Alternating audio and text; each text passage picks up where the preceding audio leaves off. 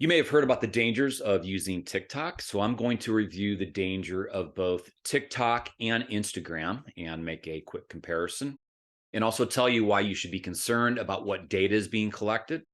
And then later in this video, I'm going to tell you why I think that TikTok rises to the level of a national security risk.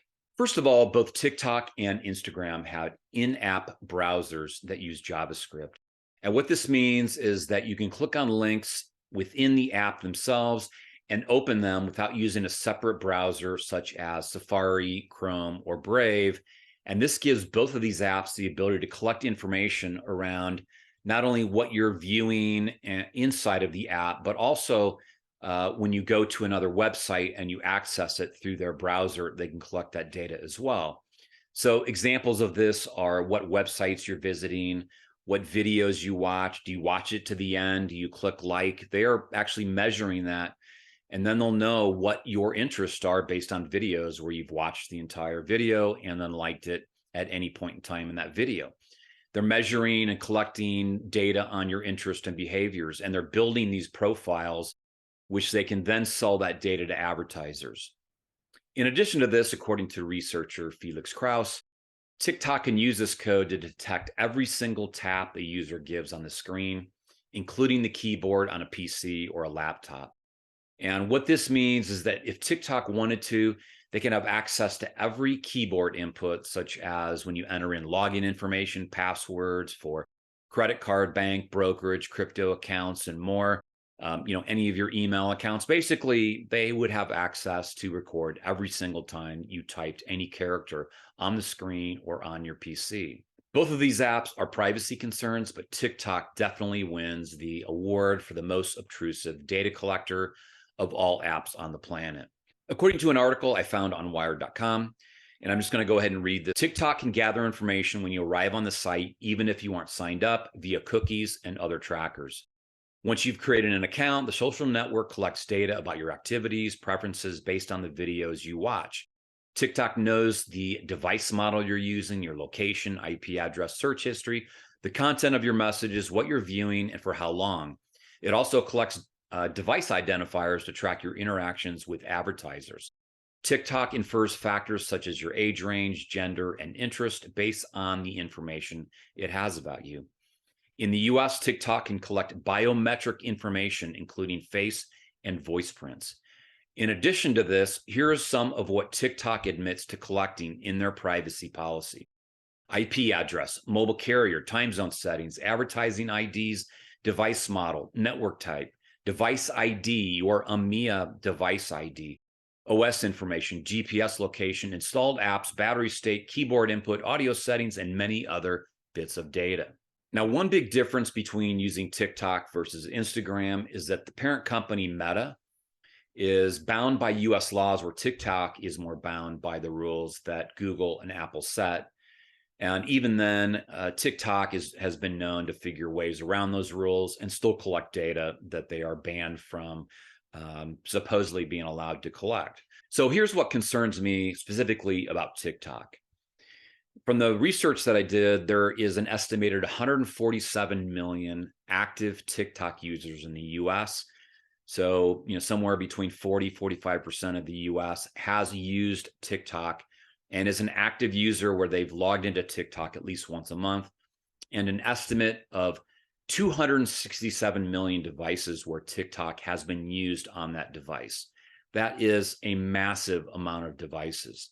Now, if TikTok is collecting information such as your device ID, called an IMEI number, then I would consider this to be a national security risk just by itself.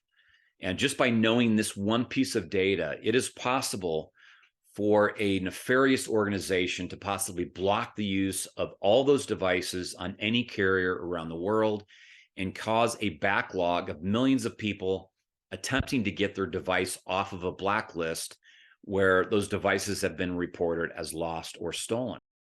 Now, I'm not sure if I'm exaggerating this risk, but having an adversarial government with potential to shut down economic activity for weeks, where you're backlogging all of these people calling their carriers to fight to get off of the blacklist, where you've got to prove that you are the owner of that device, That seems like a risk that the US government should be attempting to avoid, and that you, especially as an individual, should be avoiding as well. The problem is not just the device ID information. There are so many hacks that TikTok could enable, including location tracking, which they already do, but things like DNS hijacking and so many more. I just don't want to educate people on how to use this information against people and make it worse, because the number of people that call in where they're already getting hacked and their device is getting hacked, they think their mobile communications are getting hacked, it's on the rise and it's getting worse, and I don't want to make it worse. So if you downloaded these social media apps, or really any of these apps that are collecting data about you on your phone, especially TikTok, then I would highly consider making your current device your fun toy and move all of your social media apps and these more fun apps onto the one device, and then make your new device your primary mobile phone, and never put these social media or data collection apps on this new phone.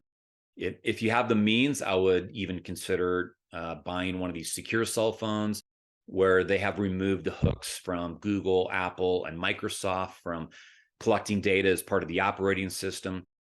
They will typically limit the apps that you can download. So they're trying to prevent you from making an error by like downloading say a calculator app, where the calculator actually works, but it's collecting your data and sending it off to a nefarious group or government.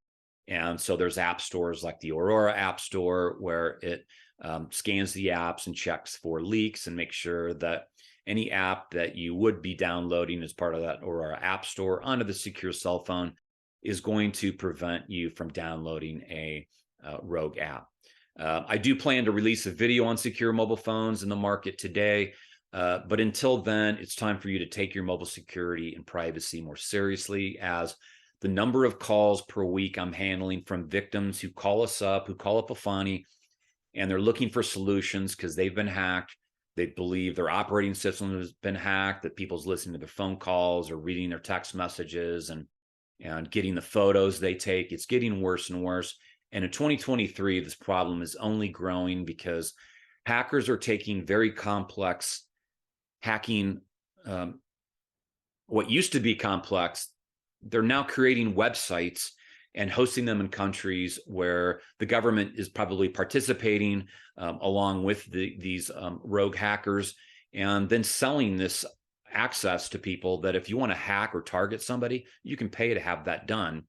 And so it's kind of just getting insane. So there's no reason that you would download something like TikTok, use it, and then volunteer your information away, knowingly doing this and having some nefarious or adversarial government collecting data on you and potentially using that against you and millions of other people. Can you imagine if a adversarial government got a hold of 30% of a country's smartphones and were able to shut down the use of those?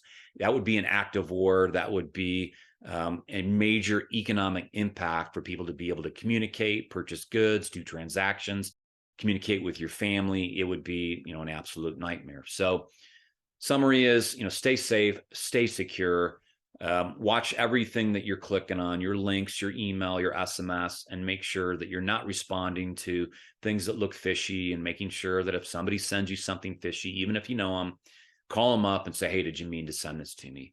You got to stay safe. So also check out secure mobile services from Afani at www.afani.com. We are working on the secure mobile services of today to keep you secure, but also on the future services, such as protecting you from IMSI catchers and cell tower spoofers, dirt boxes, stingrays, DNS hijacks, and all kinds of threats. But if you voluntarily load TikTok onto your device, then you are basically giving away all the information to the wrong people. And there is no security solution that's going to keep you secure from the voluntary act of giving your data away.